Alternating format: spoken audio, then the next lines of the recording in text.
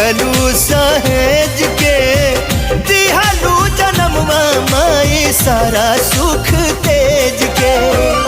कैसे गिनाई तो हर कितना उपकार बा, रोवा रोवा माई हो तो हर कर्जदार बा।